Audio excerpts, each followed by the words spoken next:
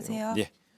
네, 오늘 오전 서울 도봉구에 있는 노인 요양시설에서 14명의 코로나19 집단 감염이 또 보고가 됐습니다. 예, 도봉구는 오늘 오전 관내에 있는 성심 데이케어 센터에서 예. 확진자 14명이 발생을 했다고 지금 발표를 한 상황이고요. 네. 이 데이케어 센터라는 거는 거동이 불편한 고령자들을 이렇게 낮 동안 돌봐주는 그런 시설이고 네. 감염 경로로는 현재까지 발견된 거는 확진 판정을 받은 82세 남성이 전에 여기를 다녀간 적이 있다는 거 예. 지금 여기까지만 나와 있는 상황입니다. 네.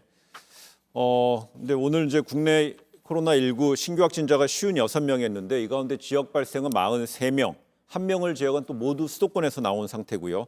최 교수님, 예. 오늘 양천구 탁구장, 그다음에 관악구 건강용품 판매업체 리치웨이에서 시작된 연쇄 감염 사례가 좀 끊이지 않게 보고가 되고 있어요. 그렇습니다. 이제 문제가 되는 게 계속 그 여러 군데에서 발생하고 있다는데 문제가 된다고 볼 수 네. 있을 것 같고요. 그래서 일명 우리는 두더지 감염 이런 얘기까지 나오고 있습니다. 두더지 감염이라는 게 예측하지 못한 곳에서 여러 군데에서 불쑥 감염자가 예. 나온다는 얘기인데요.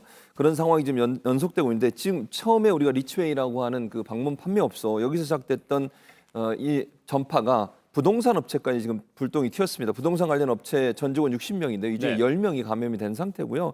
이게 직원 1명이 방문 업체 리치웨이를 다녀온 뒤 전파가 된 것으로 알려지고 있고 여기 이제 문제는 뭐냐면 이 부동산 업체 같은 경우에 업무를 하면서 마스크를 착용하지 않은 상태에서 업무를 했던 경우도 많이 있다고 합니다. 그러다 보니까 감염이 많이 됐고 또 이 중에 한 분이 어디를 다녀왔냐? 영화 시사회를 다녀왔어요. 네. 영화 시사회는 많은 사람이 모이잖아요. 약 140명 정도가 모인 곳에 다녀와서 이제 검사를 하고 있는데 이제 다행히도 그 대부분 마스크 썼다고 하는데 그럼에도 불구하고 이제 진단이 지금 되고 있는 상황이고요. 3차 감염 사례도 있는데요. 리치웨이를 다녀온 2차 감염자가 또 교회를 다녀왔고요. 그 교회에서 확진자가 나온 사례가 있습니다.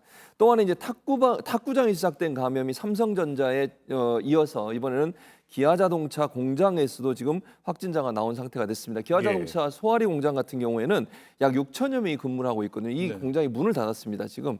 이게 어떻게 된 거냐면 양천구 탁구장에서 감염돼서 어머니에게 옮겼던 강남 대성병원 급식실 직원, 이 직원으로부터 옮겨진 어머니가 네. 이 어머니가 또 기아자동차 공장 직원과 만나게 되면서 거기서 또 전파가 된 사례. 이렇게 되다 보니까 뭐 불쑥 예측하지 못한 곳에서 지금 이 감염이 이루어지고 있어서 이 부분을 어떻게 관리할지 하는 부분이 지금 골칫거리다 이렇게 볼 수 있을 것 같습니다. 예.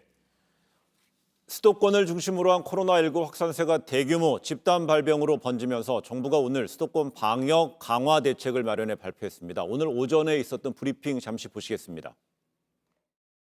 다시 사회적 거리로 돌아갈 경우 빚어질 수 있는 학업과 생업의 피해를 최소화하면서 수도권에 집중된 연쇄 감염의 고리를 차단하기 위한 목적입니다. 이번 연장 조치는 종료 기한을 정하지 않고 수도권의 환자 발생 추이가 한 자릿수로 줄어들 때까지 계속 유지하게 됩니다. 고위험 시설을 기존의 8개 시설에서 추가적으로 확대하여 관리를 강화하고 현장의 의견을 들어 사각지대에 놓인 취약시설을 집중 점검하겠습니다. 네, 수도권 방역 관리 체계 시한을 이 무기한으로 연장하고 또 고위험군 그동안에 있었던